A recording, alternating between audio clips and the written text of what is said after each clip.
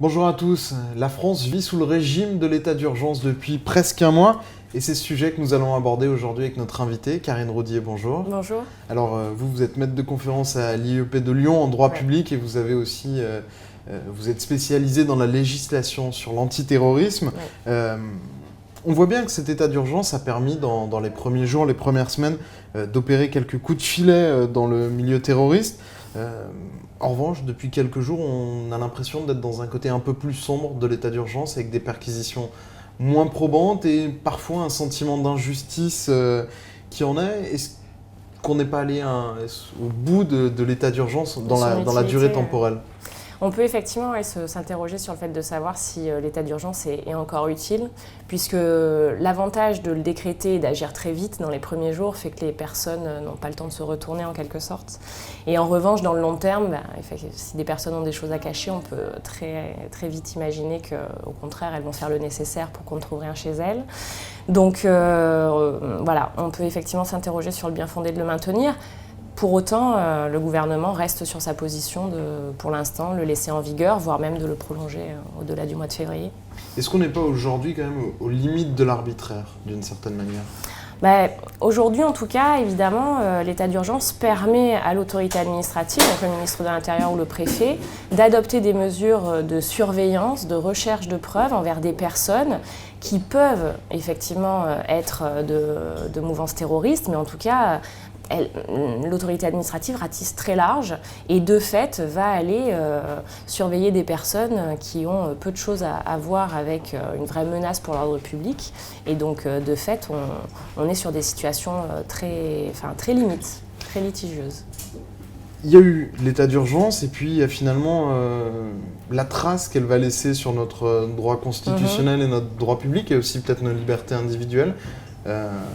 Comment vous estimez l'impact des attentats du 13 novembre sur ce qui nous attend dans les prochaines semaines ou dans les prochaines années carrément ?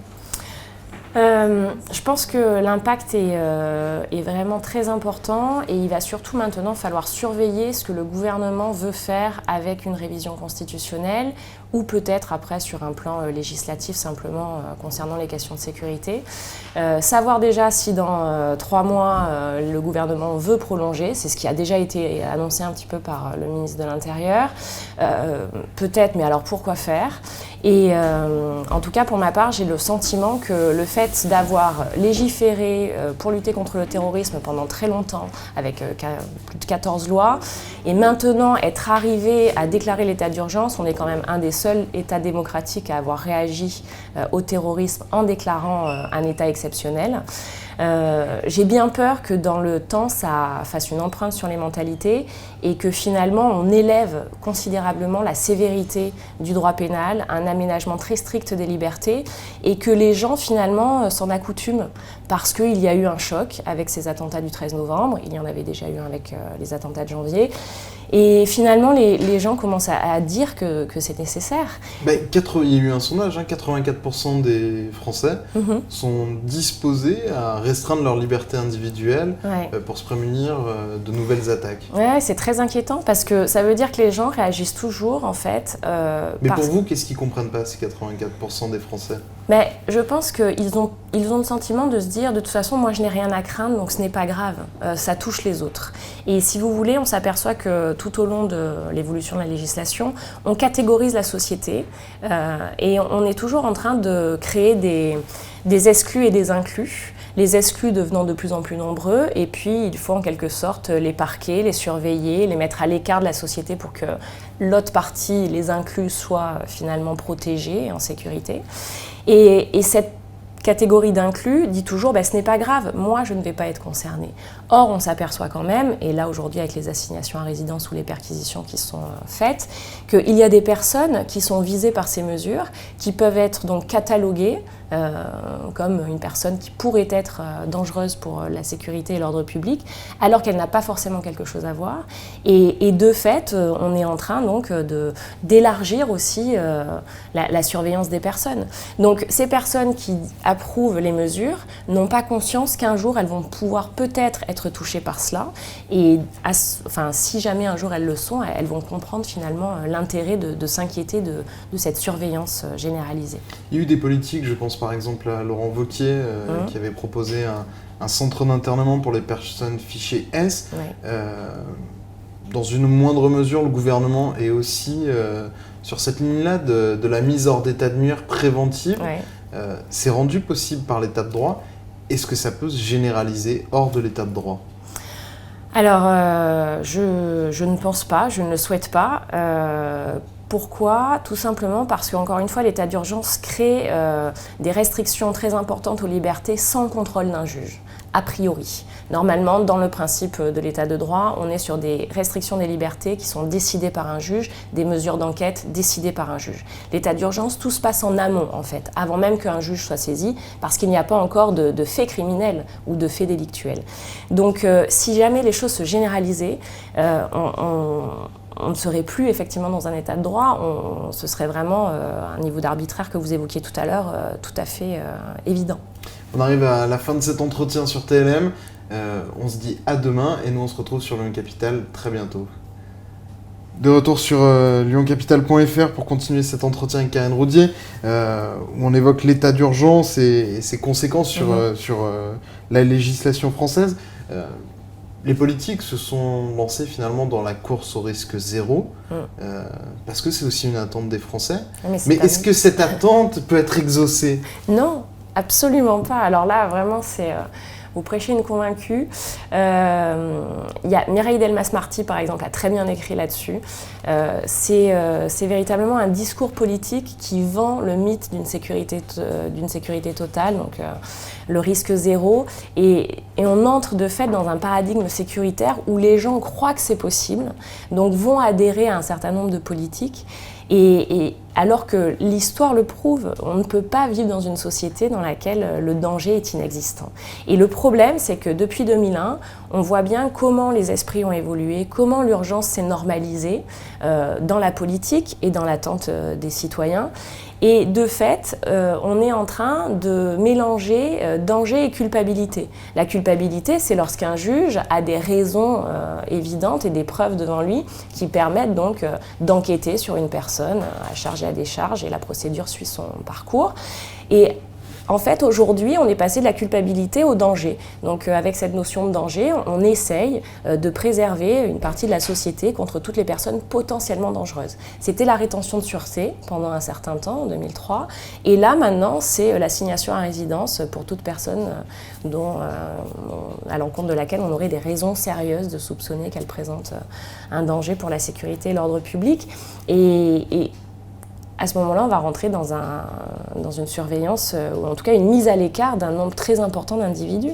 Mais jusqu'où allons-nous aller à ce moment-là ? Ce discours que vous portez, quand il est porté par d'autres politiques, est taxé d'angélisme. Oui, sans doute.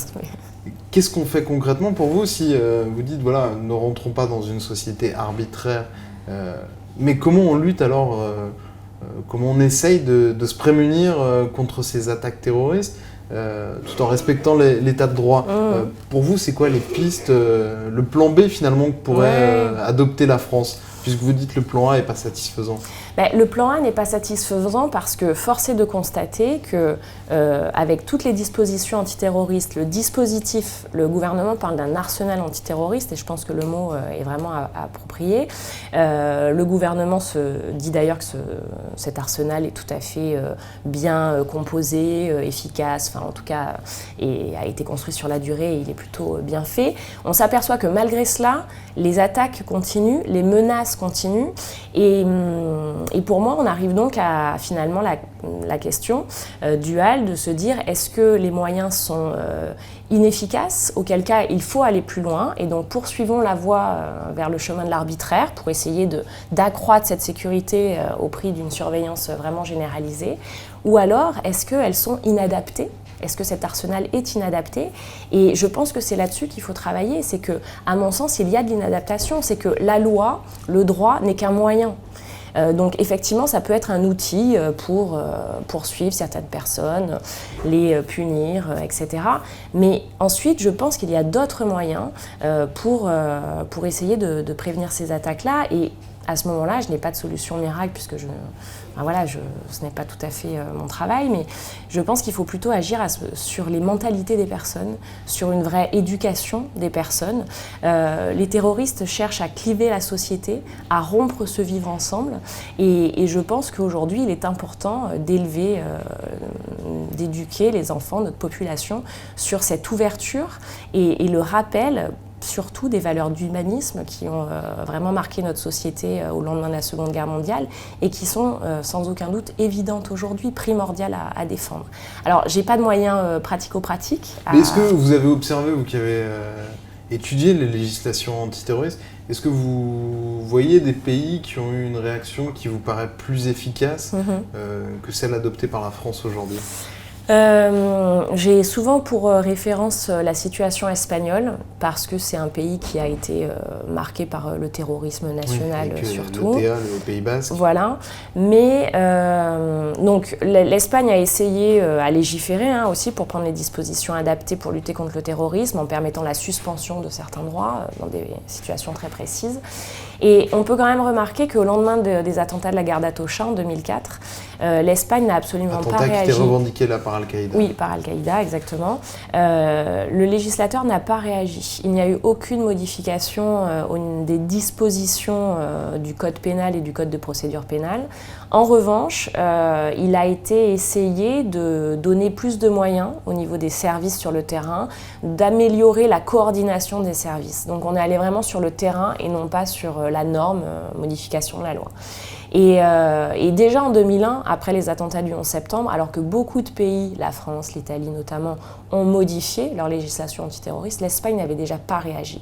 Donc je pense qu'il faut éviter ces réactions dans la période émotionnelle qui suit les attentats, parce qu'elle n'est jamais très profitable, elle ne permet pas finalement d'aborder les vraies questions. Et à force de réagir ainsi, on voit bien qu'on n'arrive jamais à préserver la société contre ces attentats.